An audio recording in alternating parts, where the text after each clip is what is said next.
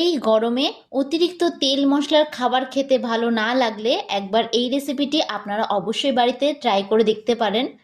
এটি কিন্তু খুবই হেলদি একটি রেসিপি।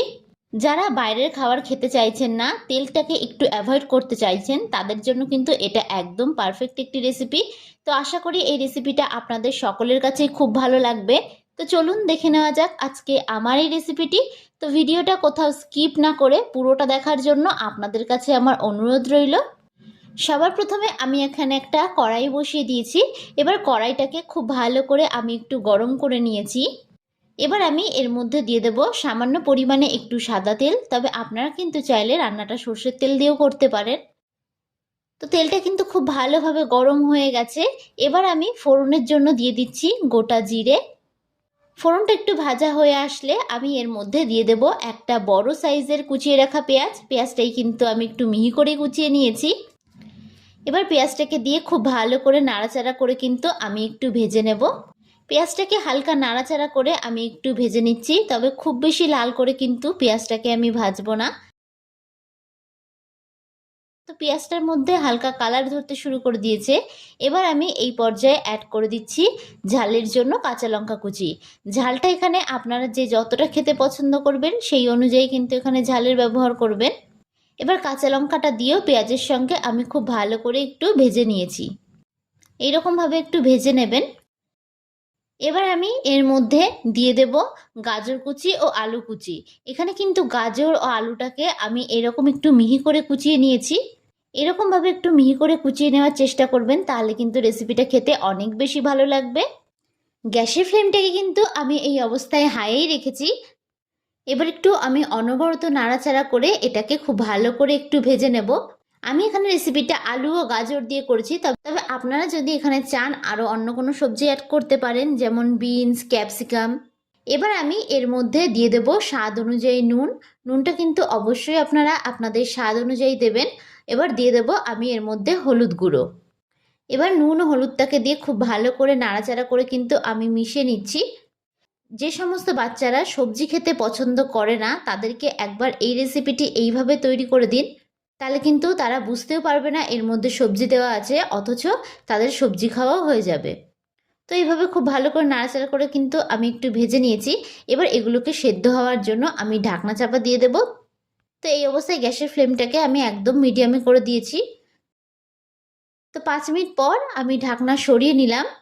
এর মাঝে আমি দুবার ঢাকনা সরিয়ে এগুলোকে খুব ভালো করে একটু নেড়েচেড়ে দিয়েছিলাম। তো দেখুন সমস্ত সবজিগুলো কিন্তু খুব ভালো করে সেদ্ধ হয়ে গেছে। তো এইরকমভাবে ঢাকনা চাপা দিয়ে কাজটা করে নেবেন, তাহলে কিন্তু সবজিগুলো খুব তাড়াতাড়ি সেদ্ধ হয়ে যাবে। এবার আমি এর মধ্যে অ্যাড করে দিচ্ছি সামান্য পরিমাণে লঙ্কার গুঁড়ো। আমি কিন্তু ঝালের জন্য অলরেডি কাঁচা লঙ্কা দিয়েছিলাম, তো সেহেতু আপনারা এখানে লঙ্কার গুঁড়োটা একটু বুঝে দেবেন। আর যদি আপনারা বাচ্চাদের জন্য রেসিপিটা তৈরি করে থাকেন, তাহলে কিন্তু লঙ্কাটাকে স্কিপ করে দিতে পারেন। এবার আমি এর মধ্যে দিয়ে দেবো 2 টেবিল স্পুন অনুযায়ী টমেটো সস ও দিয়ে দেবো 1 টিস্পুন অনুযায়ী ডার্ক সয়া সস। আপনারা কিন্তু অবশ্যই টমেটো সসটা দেওয়ার চেষ্টা করবেন, এতে কিন্তু রেসিপিটা খেতে অনেকটা বেশি সুন্দর লাগবে। এবার এটাকে দিয়ে আমি খুব ভালো করে একটু ভেজে নিচ্ছি। আমি সবসময় ঘরে থাকা উপকরণগুলো দিয়েই রেসিপিগুলো তৈরি করার চেষ্টা করি, যাতে আপনাদের রেসিপিগুলো তৈরি করতে কোনো অসুবিধা না হয়। আর আপনারা কীরকম রেসিপি দেখতে চান সেটা যদি আমাকে কমেন্ট বক্সে জানান, তাহলে সেই অনুযায়ী আমার রেসিপিগুলো তৈরি করতে অনেক বেশি সুবিধা হবে। তো এটা কিন্তু আমার খুব ভালোভাবে ভাজা হয়ে গেছে। এবার এটাকে আমি অন্য একটি পাত্রে নামিয়ে নিচ্ছি। এবার অন্যদিকে কিন্তু আমি আবারও কড়াই বসিয়ে দিয়েছি। এবার কড়াইটাকে কিন্তু আমি প্রথমে খুব ভালো করে গরম করে নিয়েছি। এবার আমি এর মধ্যে মেজারিং কাপের বড় কাপ মেপে 1 কাপ পরিমাণে জল দিয়ে দেব। জলটা একটু ভালো করে গরম হয়ে আসলে এবার আমি এর মধ্যে স্বাদ অনুযায়ী নুন দিয়ে দিচ্ছি। নুনটাকে কিন্তু জলের মধ্যে খুব ভালো করে একটু মিশিয়ে নেব। এবার আমি দিয়ে দেব 1/2 কাপ পরিমাণে সুজি। মানে আমি যেই বড় কাপ মেপে জল দিয়েছিলাম সেই কাপেরই 1/2 কাপ মেপে সুজি দিয়ে দিলাম। এবার গ্যাসের ফ্লেমটাকে মিডিয়ামে রেখে আমি খুব ভালো করে একটু নাড়াচাড়া করে সুজিটাকে মিশিয়ে নেব। গ্যাসের ফ্লেমটাকে কিন্তু আমি এই অবস্থায় মিডিয়ামে রেখেছি। আমার এই রেসিপিটা যদি আপনাদের কাছে ভালো লেগে থাকে, তাহলে অবশ্যই একটা লাইক করে দেবেন। আর যারা যারা আমার চ্যানেলের নতুন বন্ধু, তারা অবশ্যই আমার চ্যানেলটি সাবস্ক্রাইব করে দেবেন। আমার ভিডিওর আপডেট সবার আগে পেতে পাশে থাকা বেল আইকনটা ক্লিক করতে ভুলবেন না। আর যারা যারা ফেসবুক থেকে দেখছেন, তারা রনিতাস ফুড প্লেস পেজটিকে ফলো করে দেবেন। তো তো সুজিটাকে আমি 2 মিনিট ধরে খুব ভালো করে কিন্তু একটু রান্না করে নিয়েছি। যতক্ষণ না সুজিটা একটু ডো আকারে তৈরি হয় ততক্ষণ পর্যন্ত কিন্তু সুজিটাকে খুব ভালো করে একটু রান্না করে নিতে হবে। তো সুজিটাকে কিন্তু এরকম ডো আকারে তৈরি হয়ে গেছে। এবার আমি গ্যাসের ফ্লেমটাকে অফ করে দিয়ে এটাকে অন্য একটি পাত্রে নামিয়ে নেব। তো এই ডোটাকে আমি এরকম একটি পাত্রে নামিয়ে নিয়েছি। এবার এটাকে আমি একটু ঠান্ডা করে নেব। তবে খুব বেশি কিন্তু ঠান্ডা করব না। সুজিটা কিন্তু একটু ঠান্ডা হয়ে এসেছে, খুব বেশি কিন্তু ঠান্ডা করবেন না। একটু গরম গরম থাকা অবস্থায় সুজির ডোটাকে একটু মেখে নেওয়ার চেষ্টা করবেন, তাহলে কিন্তু রেসিপিটা তৈরি করতে অনেক বেশি সুবিধা হবে। তো এইভাবে কিন্তু সুজির ডোটাকে আমি খুব ভালো করে একটু মেখে নিচ্ছি। আপনাদের হাতে গরমটা যতটা সহ্য হবে সেই অনুযায়ী কিন্তু আপনারা ডোটা একটু মেখে নেবেন। তো আমার এই রেসিপিটা আপনাদের কাছে কেমন লাগলো অবশ্যই কিন্তু আমাকে কমেন্ট বক্সে জানাতে ভুলবেন না। তো দেখুন সুজির ডোটাকে কিন্তু খুব ভালো করে আমি একটু মেখে নিয়েছি। এবার এটার থেকে কিন্তু আমি লেচি কেটে নেব।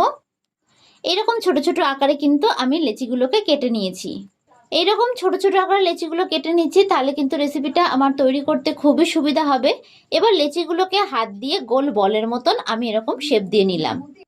তো সবকটা লেচিগুলোকে কিন্তু ঠিক একই রকম ভাবে আমি তৈরি করে নিচ্ছি। তো দেখুন এখানে কিন্তু সবকটা লেচিকে আমি ঠিক একই রকম ভাবে তৈরি করে নিয়েছি। এবার একটা লেচি আমি নিয়ে নিলাম। এবার লেচির চারিদিক থেকে আমি ঠিক এরকম ভাবে একটু হালকা করে চাপ দিয়ে নেব। হালকা করে চাপ দিয়ে আমি এরকম একটা বাটির শেপ কিন্তু তৈরি করে নেব। তো দেখতেই পারলেন আমি কাজটা কিভাবে করে নিয়েছি। এবার আগে থেকে যে পুরটা আমি রেডি করে নিয়েছিলাম সেই পুরটা 1 চামচ পরিমাণে দিয়ে দেব।